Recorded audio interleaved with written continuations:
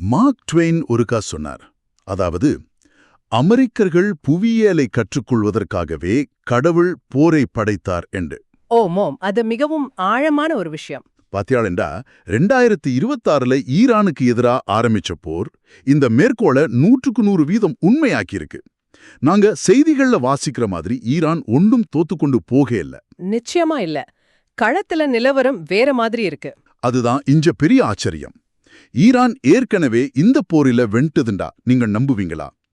சுவிட்சர்லாந்தின் லொசான் பல்கலைக்கழகத்தைச் சேர்ந்த கலாநிதி பேட்ரிக் ரிங்கன்பர்க் எழுதிய ஈரான் ஏன் ஏற்கனவே போரில் வென்றுவிட்டது என்ற ஒரு மிகச்சிறந்த ஆய்வுக் கட்டுரையை வச்சுதான் இன்னைக்கு நாங்க இந்த ஆழமான அலசலை செய்ய போறோம். ஓம், இன்றைக்கு இருக்கிற உலக அரசியலில இது ஒரு முக்கியமான அலசல். பிப்ரவரி 28, 2026ல தொடங்கிய புதிய போர், அதுக்கு முந்தைய 2025ல நடந்த 12 நாள் போர், பிறகு ஈரானின் அதிஉயர் தலைவர் அயத்துல்லா அலி கமேனியின் மரணம் என்று உலகமே ஒரு பரபரப்புக்குள்ள நிக்கிற இந்த நேரத்துல திரைக்கு பின்னால உண்மையில என்ன நடக்குது என்றதைத்தான் இன்னைக்கு தோண்டி பார்க்க போறோம். மேற்கத்திய நாடுகள், குறிப்பா அமெரிக்காவும் இஸ்ரேலும் ஈரானை பற்றி எவ்வளவு அடிப்படையான தவறான புரிதலோட ஒரு பெரிய போர்ல இறங்கி இருக்கணும்னு இந்த கட்டுரை வடிவா காட்டுது. ஆனா இந்த அலசலுக்குள்ள போறதுக்கு முந்தி ஒரு முக்கியமான விஷயத்த உங்களோட, அதாவது எங்கட நேயர்களோட நான் சொல்லிதான் ஆகணும். இந்த கட்டுரையில அமெரிக்கா, இஸ்ரேல், ஈரான் என்று எல்லா தரப்பு பற்றியும் கடுமையான அரசியல் விமர்சனங்கள் வைக்கப்பட்டிருக்கு. இடதுசாரி வலதுசாரி என்று பல கோணங்கள்ல அலசப்பட்டிருக்கு. நாங்க இஞ்ச எந்த புட்டவும் இல்ல, யாருக்கும் வக்காலத்து வாங்கவும் வரல. இந்த கட்டுரையில இருக்கிற தரவுகளையும் அந்த ஆய்வாளர் சொல்ற விடயங்களையும் எந்த சாய்வும் இல்லாம உங்களோட பகிர்ந்து கொள்ளத்தான் வந்திருக்கிறோம். நடந்து கொண்டிருக்கிறத ஒரு அகண்ட பார்வையில விளங்கி கொள்ளணும் என்றதான் எங்கட ஒரே நோக்கம். மிகச்சரியான அணுகுமுறை. சரி, இத வடிவா அலசி பார்ப்போம். வெளியிலிருந்து பார்க்க ஈரான் என்றது வெறும் ஒரு முல்லாக்களின் ஆட்சி, அதாவது மதகுருமாறு மட்டும் ஆள்ற ஒரு பிற்போக்கான அரபு நாடு என்றுதானே நாங்க நினைச்சு கொண்டிருக்கிறோம். ஆனா அது உண்மையா? ஈரானை பற்றிய மிகப்பெரிய மாயையே அதுதான். இங்க ஆச்சரியமான விஷயம் என்னண்டா, வெளியிலிருந்து பாக்குறவங்களுக்கு அது ஒரு அடிப்படைவாத அரபு நாடு மாதிரி தெரியலாம். ஆனா உண்மையில ஈரானியர்கள் அரேபியர்கள் அல்ல. அட அப்படியா? ஓம், அவர்கள் மேற்கத்தியர்களைப் போல இந்தோ ஐரோப்பியர்கள். இந்தோ ஐரோப்பியர்கள் என்றவங்க தான் ஈரானிய மக்களின் மூதாதியர்கள். அவங்க கிமு 2000 ஆண்டின் இறுதியிலையும் 1000 ஆண்டின் தொடக்கத்திலையும் ஈரானிய பீடபூமிக்கு வந்தவங்க. இது உண்மையில கணக்க பேருக்கு தெரியாத ஒரு சரித்திர உண்மை. ஓம், அதனால நவீன ஈரானியர்கள் அரேபியர்களையோ அல்லது துருக்கியர்களையோ விட கலாச்சார ரீதியாகவும் வரலாற்று ரீதியாகவும் மேற்கத்தியர்களுக்கு தான் மிகவும் நெருக்கமானவர்கள். இந்த அடிப்படையான விடயத்தையே பல அரசியல் நிபுணர்கள் மறந்துடுறாங்க. அப்ப ஈரானின் அடையாளம் என்றது வெறும் இஸ்லாமிய அடையாளம் மட்டுமில்ல, அதுக்கு முன்னாலேயும் பலமான ஒரு வேர் இருக்கு என்று சொல்றிய? முற்றுமுழுதாக.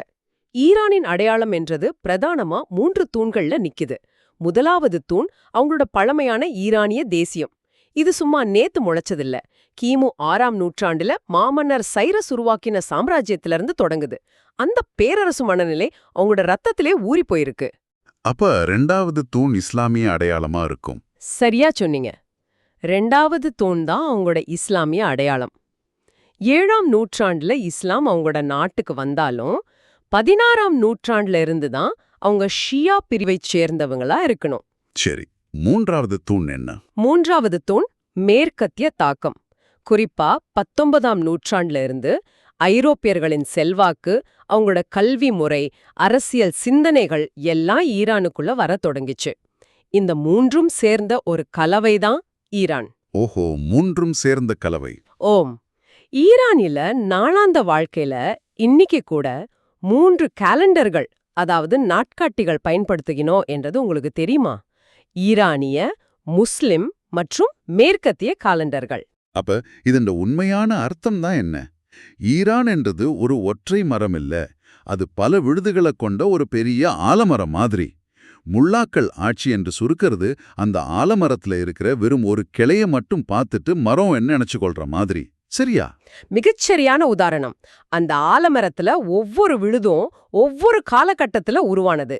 இன்றைக்கு இருக்கிற இஸ்லாமிய குடியரசு கூட ஒரு தனியான மத ஆட்சி இல்ல, அது ஒரு கலவை. எப்படி ஒரு கலவையா இருக்கு? அது மேற்கத்திய பாணி ஜனநாயகத்தின் கூறுகளையும் கொண்டிருக்கு. அதே நேரம் 1906ல ஈரானில நடந்த அரசியலமைப்பு புரட்சியின் தாக்கத்தையும் கொண்டிருக்கு. எல்லாவற்றுக்கும் மேலாக ஆயிரக்கணக்கான வருடங்களாக ஏகாதிபத்திய அரசர்கள் ஆண்ட முறையையும் கலந்து உருவாக்கப்பட்ட ஒரு இமாமோக்ரசி. இமாமோக்ரசி புதுச்சொல்லா இருக்கு. ஓம், இதத்தான் கலாநிதி ரிங்கன்பர்க் வடிவாக குறிப்பிடுறார். இஸ்லாமிய குடியரசின் கொள்கைகள் வெறும் மதத்தால் மட்டும் வழிநடத்தப்படையில 1000 வருஷமா அந்த பிராந்தியத்தை ஆண்ட பேரரசி என்ற சிந்தனையால தான் அதிகமா வழிநடத்தப்படுது. கொஞ்சம் பொறுங்கோ. நீங்க சொல்ற அந்த பலமான சரித்திர பின்னணியை வச்சு பாக்க இன்றைக்கு நடக்கிற சம்பவங்கள் ஒரு பெரிய முரண்பாட கொண்டு வருது. இங்கதான் விஷயம் கணக்க சுவாரஸ்யமாவுது. என்ன முரண்பாடு? 86 வயசான அதி உயர் தலைவர் கமேனிய கொன்றாச்சு. இன்னொரு பக்கம் பள்ளிக்கூட பிள்ளைகள் எல்லாம் கொடூரமான முறையில கொல்லப்பட்டிருக்கணும். இப்ப வெளியிலிருந்து பாக்குற நீங்களோ நானோ என்ன நினைப்போம்? இவ்வளோ வலிவு நடக்குது, ஈரான் மக்கள் அரசாங்கத்துக்கு எதிராக திரும்புவாங்கத்தானே நினைப்போம். அது ஒரு மேலோட்டமான பார்வை. ஆனா லண்டன்லயும் லாஸ் ஏஞ்சலஸ்லயும் டயாஸ்போரா ஆக்கள், அதாவது வெளிநாட்டுல வாழ்ற ஈரானியர்கள் வீதியில இறங்கி பழைய மன்னர் குடும்பத்தை சேர்ந்த ரேசா பஹ்லவிய ஆட்சிக்கு கொண்டு வரணும் என்று கதைக்கிறமே. மேற்கத்திய ஊடகங்கள் எல்லாம் ஆட்சி மாற்றம் உடனே நடந்துரும் என்று தானே சொல்லுது. இஞ்சதான் கணக்க பேர் படுற சறுக்கல் இருக்கு. இத ஒரு பெரிய பின்னணியில வச்சு பார்த்தாதான் விளங்கும். வெளியிலிருந்து குண்டுகளை போட்டு ஒரு நாட்டுல ஆட்சி மாற்றம் கொண்டு வரலாம் என்றது வரலாற்றுல எங்குமே இலகுவா நடந்ததில்ல. அது ஈராக்கிலையும் ஆப்கானிஸ்தான்லயும் நாங்க கண்டனாங்க தானே. சரியா சொன்னீங்க. ஈரானை பொறுத்த வரைக்கும் கொமேனிய கொன்றது ஒரு மிகப்பெரிய தவறான கணக்கீடு. ஒரு தலைவரை கொல்வது அவரை ஒரு தியாகியாக மாற்றிவிடும். ஷியா முஸ்லிம்களின் கலாச்சாரத்துல தியாகத்துக்கு எவ்ளோ பெரிய இடம் இருக்கு என்று உங்களுக்கு தெரியும். அவங்க வரலாறே தியாகத்துல தான் நிக்குது. அவர் உயிரோட இருந்ததை விட இறந்த பிறகு இன்னும் சக்தி வாய்ந்த ஒரு அடையாளமா மாறிடுவார். இது ஈரானியர்கள் மத்தியில அமெரிக்க எதிர்ப்பு தேசியவாதத்தை இன்னும் தான் வளர்க்கும். அது எனக்கு விளங்குது. ஏற்கனவே அவங்க ஒரு பெரிய ஏகாபத்திய எதிர்ப்புல தான் இருக்கணும். ஒரு தலைவரை கொல்றது அந்த நெருப்புல எண்ணெய் ஊத்துற மாதிரி தான். ஆனா எந்த கேள்வி என்னண்டா, இந்த அதி உயர் தலைவர் இறந்த உடனே அந்த அதிகார கட்டமைப்பு சரிஞ்சு விழுண்டு ஏன் அவ்வளவு தூரம் நம்பினாங்க? ஏன்னா அவங்க ஈரானின் அதிகார அமைப்பை வெறும் ஒரு செங்குத்தான கோடு மாதிரி, ஒருத்தர் உச்சியில இருக்கார், அவர் இல்லாட்டி எல்லாம் விழுந்துடும்னு நினைச்சு போட்டாங்க. ஆனா ஈரானின் அதிகாரம் என்றது ஒரு மண்டலா போல பல அடுக்குகளை கொண்ட ஒரு ஆழமான அரசு. ஒரு நிமிஷம், இந்த மண்டலாண்டா என்ன? அந்த வட்ட வட்டமா கீறியிருப்பாங்களே, அதைத்தானே சொல்றீர்கள்? ஆம், அதேதான். நடுவுல ஒரு புள்ளி, அத சுத்தி பல வளையங்கள் இருக்கும். நீங்க நடுவுல இருக்கிறத அழிச்சாலும் சுத்தி இருக்கிற வளையம் நெருங்கி வந்து இன்னொரு மையத்தை உருவாக்கும். கமேனி 86 வயசானவர். 10 வருஷத்துக்கு மேலாவே அவருக்கு பின்னாடி யார் என்றத அந்த அரசாங்கம் திட்டமிட்டு கொண்டுலாம் இருந்திருக்கு. அப்ப அங்க ஒரு வெற்றிடம் வராது என்று சொல்றீர்கள்? அங்க ஒரு வெற்றிடம் உருவாகும் என்று நினைக்கிறது முட்டாள்தனம். நிபுணர்கள் சபை இன்னொரு தலைவரை தேர்ந்தெடுக்கும் வரைக்கும் ஒரு கவுன்சில் அந்த இடத்தை நிரப்பும். அந்த அளவுக்கு அவங்களோட ஆழமான அரசு பலமா பின்னப்பட்டிருக்கு. அப்ப இந்த ரேசா பஹலவியின் நிலைப்பாடு என்ன? அவரோட ஆதரவாளர்கள் வெளிநாடுகள்ல கணக்கா பேர் இருக்கணுமே. அவர் ஒரு ஈரானியர் தானே. உள்ளூர் மக்கள் அவர் ஏத்துக்க மாட்டாங்களா? இதுதான் அடுத்த பெரிய மாயை. ரேசா பஹலவி நாட்டை விட்டு போய் 47 வருஷமாச்சு. அவருக்கும் அவர் கூட இருக்கிறவங்களுக்கும் இன்றைக்கு ஈரான் எப்படி இருக்கு என்றதே முழுமையா தெரியாது. அவருக்கு உள்ளூர்ல எந்த செல்வாக்கும் இல்ல. ஆனா அவர் மன்னர் குடும்பத்தை சேர்ந்தவர் தானே. இருந்தாலும் ஈரானியர்களை பொறுத்த வரைக்கும் அவர் வெளிநாட்டு ஏகாதிபத்தியத்தின் கைக்கூலியாகவே பார்க்கப்படுகிறார். நீங்க வரலாற்றை பார்த்தா அவரோட தாத்தாவே பிரிட்டிஷ்காரர்களும் அப்பாவா 1953ல நடந்த ஒரு சதிப்புரட்சி மூலமா அமெரிக்காவின் CIA-வும் பதவியில் இருத்தினார்கள். அட, அப்படியா விஷயம்? ஓ, இப்ப அவர் தன்னோட சொந்த மக்கள் மேல போர் தொடுக்க சொல்லி வெளிநாட்டு படைகளை கூப்பிடுறாரு. இதை எந்த ஈரானியன் ஏத்துக்குவான்? ஈரானியர்களுக்கிடையில எவ்வளவுதான் பிளவுகள் இருந்தாலும் வெளிநாட்டு தாக்குதல் என்று வரும்போது தேசியம் அவங்கள ஒன்று சேர்க்கிறது.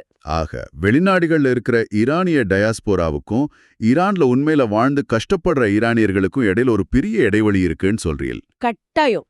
இன்றைக்கு 90 மில்லியன் மக்கள் வாழ்ற ஒரு நாட்டுல, அதுவும் பள்ளிக்கூட பிள்ளைகளை கொடூரமா கொன்ற ஒரு படையோட வந்து வெளியில இருந்து ஒருத்தர் ஆட்சி அமைச்சா அந்த மக்கள் அமைதியா ஏத்துக்குவாங்கன்னு நினைக்கிறது எவ்வளோ பெரிய அறியாம. சரி, அப்ப இராணுவ தாக்குதலும் வேலை செய்யல, ஒரு தலைவரை கொல்றதும் வேலை செய்யல. அதுக்காகத்தான் 47 வருஷமா ஈரானுக்கு பொருளாதார தடை போட்டாங்க. ஆனா அதுவும் வேலை செய்யலையே. நாங்க ஒரு பலூனை ஒரு பக்கத்தால நசுக்குனா அது இன்னொரு பக்கத்தால வீங்கும் தானே. அதுதானே இங்க நடந்திருக்கு. ஓம், இது ஒரு முக்கியமான கேள்வியை கொண்டு வருது. இந்த தடைகள் உண்மையில ஈரானின் அரசை வீழ்த்தல்ல, மாறாக அது அவங்கள இன்னும் பலமாக்கியிருக்கு. இல்ல, எனக்கு புரியல. தடை போட்டா வெளிநாட்டுல இருந்து காசு வராது, பொருளாதாரம் முடங்கும், அப்புறம் எப்படி அரசாங்கம் பலமாகும்? அங்கதான் ஒரு முரண்நகை இருக்கு. தடைகள் வந்தவுடனே சாதாரண வியாபாரிகளால வெளிநாடுகளோட வியாபாரம் செய்ய முடியாம போச்சு. அப்ப அரசாங்கத்துக்கும் அந்த புரட்சிகர காவற்படை சார்ந்த நிறுவனங்களுக்கும் ஒரு பெரிய வாய்ப்பு கிடைச்சது. ஓ, அவங்க அத தங்களுக்கு சாதகமா பயன்படுத்திட்டாங்களா? ஓம், அவங்க கருப்புச் சந்தையில ஒரு மாஃபியா பொருளாதாரத்தை வளர்த்தாங்க. போட்டி இல்லாததால எல்லாமே அரசுடைமையா மாறிச்சு. சீனாவுக்கும் மற்ற நாடுகளுக்கும் மறைமுகமா எண்ணெய் வித்து அரசாங்கம் காசு பார்த்து கொண்டே தான் இருந்துச்சு. அப்ப சாதாரண மக்கள் தான் இதால கஷ்டப்பட்டாங்க. ஓம், எல்லாவற்றுக்கும் மேலா ஈரானில மேற்கத்திய கலாச்சாரத்தை விரும்புற ஒரு பெரிய நடுத்தர வர்க்கம் இருக்கு. இந்த தடைகள் அந்த மக்களை கூட மேற்கத்திய நாடுகளுக்கு எதிரா திருப்பி விட்டுட்டுது. நாங்க என்ன நம்புறோமோ அதுக்கு நேர் எதிரான விளைவைத்தான் இந்த தடைகள் கொடுத்திருக்கு. ஓஹோ, அப்ப ஆட்சி மாற்றம் சாத்தியமில்லை, தடைகள் வேலை செய்யல, மாஃபியா பொருளாதாரம் மூலமா அரசே பலமாகிட்டது ஏண்டா, அப்புறம் ஏன் மேற்கத்திய நாடுகள் தொடர்ந்து ஈரானை நெருக்கணும்? இதுக்குள்ள வேற ஏதோ ஒரு பெரிய புவிசார் அரசியல் விளையாட்டு இருக்கணும். கட்டாயம், இது ஒரு உலகளாவிய கிரேட்டர் கேம். அமெரிக்காவின் நவதாராளவாத ஏகாதிபத்தியத்தின் 6 முக்கிய நோக்கங்களை இந்த கட்டுரையில கலாநிதி ரிங்கன்பர்க் பட்டியலிடுறார். 6 நோக்கங்களா? அது என்னென்ன? முதலாவது நோக்கம், மத்திய கிழக்கில் உள்ள ஒரே நிலையான நாட்டை, அதாவது ஈரானை பலவீனப்படுத்துவது. இத கேக்க எனக்கு ஒரு சந்தேகம் வருது. ஈரானை ஏன் உடைக்க நினைக்கணும்? ஈரான் பலமா இருந்தா என்ன பிரச்சனை? ஏன்னா ஈரான் பலமா இருந்தா இரண்டாவது நோக்கம் அடிபடும். இரண்டாவது நோக்கம் என்னண்டா, ஐக்கிய அரபு அமீரகம் மற்றும் சவுதி அரேபியாவின் நிதியாதாரங்களை பாதுகாப்பது. ஒரு நிமிஷம், ஈரான்ல குண்டு போடுறதால துபாய்க்கோ சவுதிக்கோ எப்படி லாபம் வரும்? ரெண்டுக்கும் என்ன சம்பந்தம்? வெளிநாட்டு முதலீட்டாளர்கள் எல்லாரும் பாலைவன நாடுகளை விட்டுட்டு ஈரானுக்கு தான் போவாங்க. அதனால ஈரானை தொடர்ச்சியா ஒரு பதற்றமான நாடா வச்சிருக்கணும். அட, இது பெரிய வியாபார தந்திரமா இருக்கே. சரி, மூன்றாவது நோக்கம் என்ன? மூன்றாவது நோக்கம், கிழக்கு மேற்கு மற்றும் வடக்கு தெற்கு போக்குவரத்து இணைப்புகளை உடைப்புது. ஈரான் ஒரு பெரிய சிலுவை பாதை மாதிரி. அந்த பாதையை துண்டிக்க நினைக்குது அமெரிக்கா. அப்ப நாலாவது நோக்கம் அந்த பழைய பட்டுப்பாதை சம்பந்தப்பட்டதா? சீனாவுக்கும் இதுக்கும் என்ன தொடர்பு? சரியா பிடிச்சிங்க. நாலாவது நோக்கம், சீனாவின் புதிய பட்டுப்பாதைக்கு முட்டுக்கட்டை போடுவது. கடல் வழியா சீனாவிற்கு போற எண்ணெய அமெரிக்கா கடற்படையால மறிக்க முடியும். ஆனா ஈரானோட நில வழியா சீனா ஒரு பாதைய அமைச்சா அமெரிக்காவால ஒன்னும் செய்ய இயலாது. அப்ப அஞ்சாவது நோக்கம் ரஷ்யாவோட சம்பந்தப்பட்டதா இருக்கும். அஞ்சாவது நோக்கம், பிரிக்ஸ் நாடுகளின் ஊடாக வளரும் ரஷ்யாவின் செல்வாக்கை தடுப்பது. இன்னைக்கு ஈரான் பிரிக்ஸ் அமைப்புக்குள்ள ஒரு முக்கிய புள்ளி. சரி, அப்ப ஆறாவது நோக்கம்? ஆறாவது நோக்கம், உலகின் 3வது பெரிய எண்ணெய் வளம் மற்றும் 2வது பெரிய எரிவாயு வளத்தை கட்டுப்பாட்டுக்குள் கொண்டு வருவது. இந்த வளங்கள் மேல எப்பவுமே மேற்கத்திய நாடுகளுக்கு ஒரு கண் இருக்கு. அட பாவமே, இவ்வளவு பெரிய உலகளாவிய வளைய பின்னிக்கொண்டுதான் ஈரான் நியூக்ளியர் ஆயுதம் தயாரிக்க போகுது, உலகத்துக்கு ஆபத்துன்னு வெறும் சாக்கு போக்கு சொல்றாங்களா? இது வெறுமனே மேற்கத்திய நாடுகளை குறை சொல்ற மாதிரி இல்லையா? இது வெறும் குறை சொல்றதில்ல, வரலாறு அதைத்தான் காட்டுது. இங்க ஒரு பெரிய பிரச்சனை இருக்கு. மேற்கத்திய நிபுணர்கள் ஈரான ஒரு தவறான கண்ணாடியில ஊடாவே பாக்குறாங்க. அத 3 விதமா சொல்லலாம். என்ன அந்த 3 விதம்? 1, ஓரியன்டலிசம், அதாவது கிழக்கத்திய நாடுகள் என்றாலே அறிவில்லாதவங்க என்ற ஒரு மேட்டிமைத்தனம்.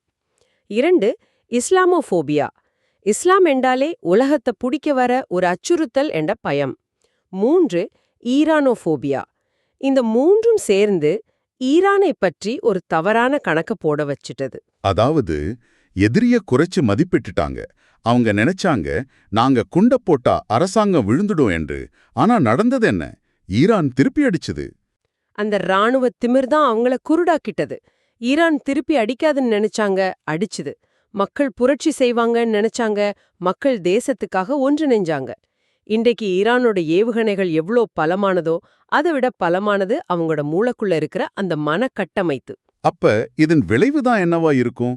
இப்படியே ஈரானை கோவப்படுத்தி மூளையில தள்ளிக்கொண்டே போனா அவங்க அமைதியா இருப்பாங்களா? இது ஒரு அபாயகரமான கட்டத்தை நோக்கி போய்கொண்டிருக்கு. இப்ப நடக்கிற இந்த தாக்குதல்கள் ஈரானை முழுமையா கிழக்கு நோக்கியும் பிரிக்ஸ் நாடுகள் நோக்கியும் தள்ளிடுது. அதை விட முக்கியமா, இனி தற்பாதுகாப்புக்காக தாங்களும் அணுவாயுதம் செய்யணும் என்ற முடிவுக்கு அவங்க வரலாம். இன்றைக்கு நாங்க கணக்கு விஷயங்களை கதைச்சிட்டோம். வெறும் செய்தியில வாசிக்கிறத விட ஒரு போர் என்று வரையக்க ஈரானுக்குள்ள எவ்வளவு ஆழமான சரித்திரமும் புவிசார் அரசியலும் இருக்குன்றத இன்னைக்கு நீங்க வடிவா விளங்கி கொண்டிருப்பீங்கன்னு நம்புறேன். ஈரானை இலகுவா கவிழ்க்கலாம் என்று நினைக்கிறது எவ்வளவு பெரிய வரலாற்று முட்டாள்தனம் என்றதை கலாநிதி ரிங்கன்பர்க் ஆணித்தரமா நிறுவியிருக்கார். கட்டாயம். மேற்கத்திய நாடுகளின் இந்த தோல்வி வெறும் இராணுவ தோல்வி இல்ல, தங்களோட பார்வைய மட்டுமே உலகத்தின் பார்வையா நினைச்சதன் விளைவு இது. கடைசியா உங்களை யோசிக்க வைக்கிற ஒரு விஷயத்தோட முடிக்கிறேன். இந்த கட்டுரையில கலாநிதி ரிங்கன்பர்க் 11ஆம் நூற்றாண்டில் எழுதப்பட்ட ஈரானிய இதிகாசமான ஷானாமே பற்றி சொல்லியிருக்கார். அதுல ஒரு வரி வருகுதாம், அறிவில்லாமல் ஞானம் மதிப்பற்றது என்று. இப்ப நீங்க யோசிச்சு பாருங்க, பல பில்லியன் டாலர் பெறுமதியான அதிநவீன ஆயுதங்களோட வந்த மேற்கத்திய படைகள் உண்மையில தோத்து போனது ஈரானிய ஏவுகணைகளுக்கு இடம் மட்டும்தானா, அல்லது 2600 வருஷ பழமையான ஒரு கலாச்சாரத்தின் ஞானத்திடம் மண்டியிட்டு விட்டார்களா?